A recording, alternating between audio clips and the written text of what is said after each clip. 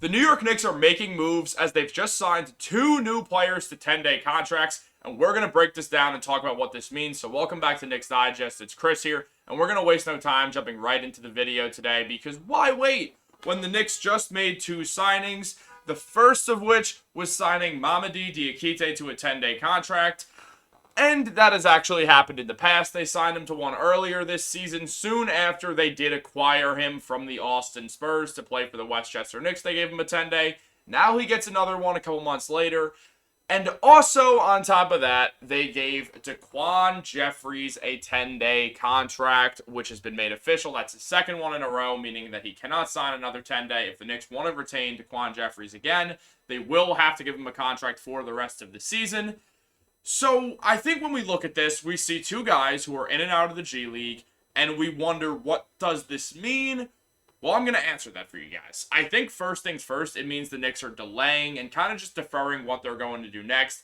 I said this in a video that I made talking about Jeffries and Jacob Toppin getting signed to 10-day contracts, and I said it's probably just a deferment to decide who they want to bring in, see what happens in the buyout market, and then go from there. That's what they did. They ended up bringing in Shake Milton, but they do still have another open roster spot, and it makes no sense to not use it. I mean, you can have 15 guys on your playoff roster, so why not bring in 15 guys for your playoff roster? Especially a guy like Shake Milton who had been there in the past. I like the idea that he's a nice veteran presence. Obviously, he's not some long-time NBA vet, but he's been in the thick of it. He started for playoff Philadelphia 76ers teams.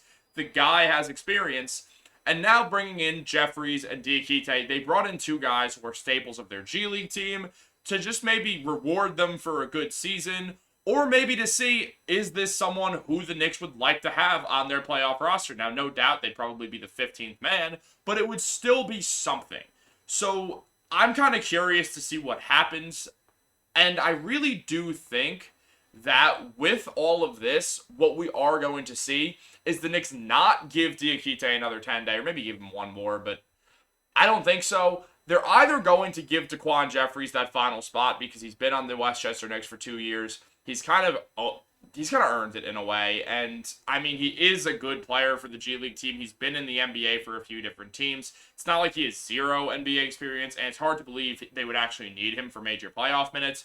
So I could see them just sticking with Jeffries instead of bringing someone completely new into the fold, because you never know what that'll do with team chemistry and stuff like that. The Knicks are known to have incredible team chemistry because Jalen Brunson and Julius Randle are apparently great leaders, and they're very open and welcoming, and this is a very tightly knit team, like most Tom Thibodeau teams are. They're known for chemistry, and that's exactly what has happened so far. But let's kind of break this down. Let's go into Diakite first, because we know a lot about Jeffries. As we said, he was signed to a 10-day contract, the second one of his Knicks career, and not the second one in a row, though. And this season, he's played 3 NBA games, all for the San Antonio Spurs, and averaged 4 points, 1 rebound, and a little under 1 assist, while shooting 80% from the field because he's mainly not played any actual real minutes. But he has been someone who's been on 4 different NBA teams in 4 seasons. And fun fact about him, the Knicks just added Diakite, who is now their second NBA champion on roster. Mamadi Diakite did win an NBA championship in 2021 with the Milwaukee Bucks, and now rejoins his former teammate from the Bucks, Dante DiVincenzo, who are obviously champions together. Now, Diakite was on the end of the bench, but he still has a ring to his name, and that's a lot more than many NBA legends can say. So clearly there is something there that they like. Maybe it's just that he has been there. He's been on the bench for successful teams, but who knows? Maybe he's just good for the vibes. It seems like he can get his way onto a few different NBA teams, and that's always a great sign. But something else I do want to talk about in regards to Diakite is, guys, watch this guy's highlights. They're just fun. Like, he's 6'9", he flies through the air. The man is just a dunk machine. It gives kind of Jericho Sims, Kenny Wooten vibes in a way. If you guys remember the days of Kenny Wooten and Norvell Pell, Diakite is caught from that same cloth.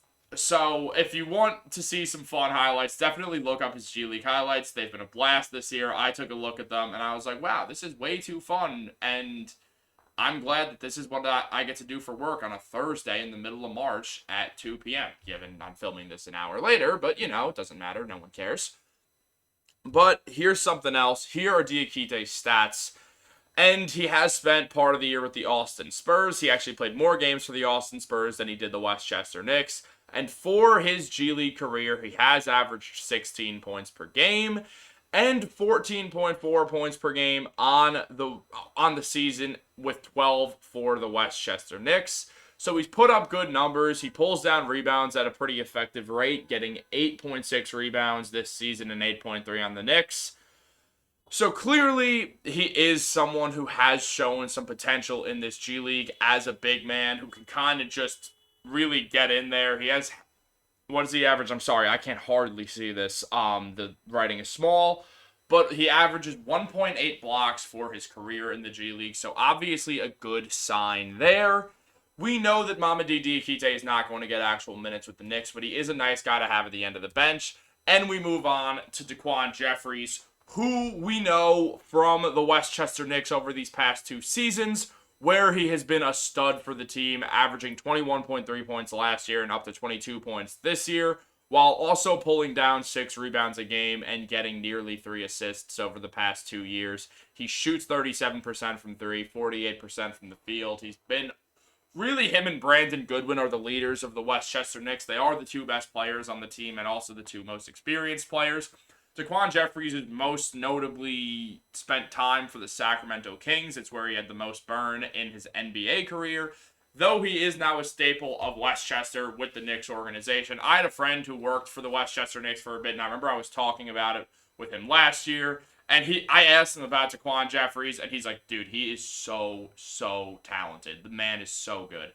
So there's been a lot of hype around Daquan Jeffries. I'm a huge fan of his game. He's athletic. He can hit his threes.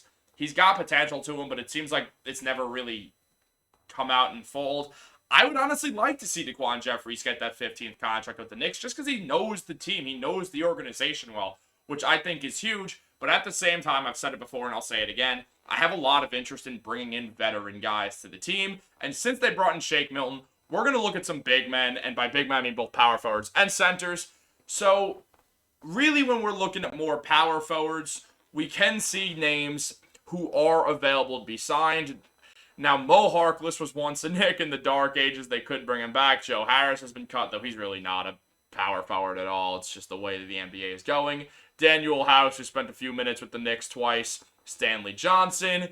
They could bring back Kevin Knox. Jeremy Lamb is a shooting guard. I don't care what this says. Juan Toscano Anderson, who obviously has a winning pedigree being with the Golden State Warriors and now playing in New Mexico. And then also Justice Winslow, who has been around the NBA a little bit and obviously was a lottery pick in 2015. All of these are names that they could bring in instead of Daquan Jeffries and say, hey, we have an experienced forward that we can use instead of Jeffries, who's never really been in big playoff situations, like a few of these names here who have actually spent time on playoff teams and maybe even gotten minutes for these playoff teams. So they could go that route, or if they did want to add another center, which maybe they've hinted to with signing Diakite, they could go with guys like Tony Bradley.